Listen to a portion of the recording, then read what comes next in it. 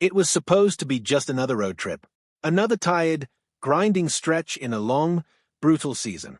But by the time the final buzzer sounded in Chicago, what happened on that court would go down as one of the most electrifying nights of Caitlin Clark's career.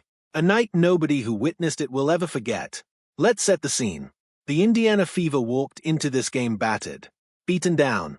They had dropped 2 straight games. Their bodies were worn thin from playing their 3rd game in just 4 nights. And to make things even more dangerous, their anchor in the paint, Aliyah Boston, was sidelined with a right leg injury. No inside presence, no safety net, just a tired roster, walking into hostile territory against a Chicago Sky team that had won 3 games in a row and was fighting for its playoff life. And there was something else simmering beneath the surface. Something personal. This was the very first time these 2 teams had stepped onto the same court since a violent, controversial moment weeks earlier, when Fever guard Sophie Cunningham was taken down by a hard, punishing foul from Chicago's Dijonai Carrington. That moment hadn't been forgotten. Not by the Fever, not by their fans, not by anyone who follows this rivalry closely.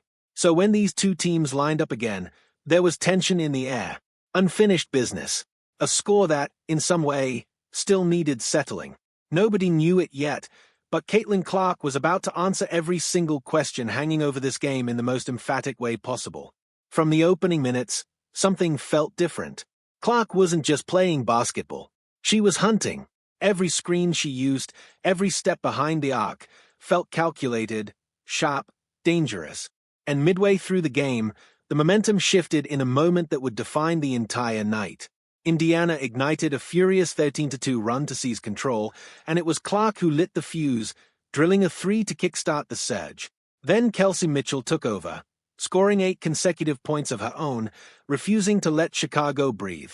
And when Clark capped that same explosive run with a cold-blooded jumper, the lead had ballooned to 11. The building went silent. The Sky's season, hanging by a thread, was slipping further and further away. But the Fever weren't finished. Not even close. Lexi Hull converted a slashing reverse layup to push the margin to 15. Every possession felt like another nail being driven into Chicago's playoff coffin. And through it all, Caitlin Clark kept climbing, kept building toward something historic. By the time the final horn sounded, the numbers on the board were almost hard to believe. 37 points, a career-high 8 3-pointers, 10 assists. Clark hadn't just beaten the Chicago Sky. She had delivered one of the most statistically rare performances in the history of her sport. This was the 5th time in her career she had reached 30 points and 10 assists in the same game. Think about that for a second. 5 times. In league history, before Clark ever stepped onto a WNBA court, the rest of the entire league combined had only done it 4 times. 4 times, across every player, across every season, across the entire history of the league. And Caitlin Clark had already surpassed that number by herself. This wasn't just a good night.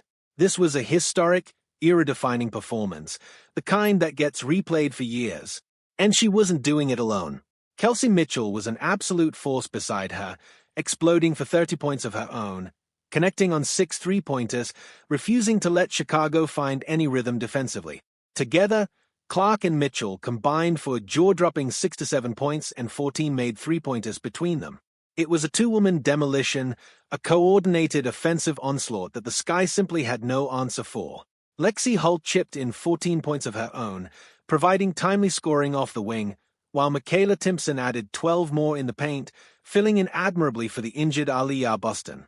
Every single Fever player who stepped onto the floor that night played with an edge, a purpose, as if they understood exactly what was on the line.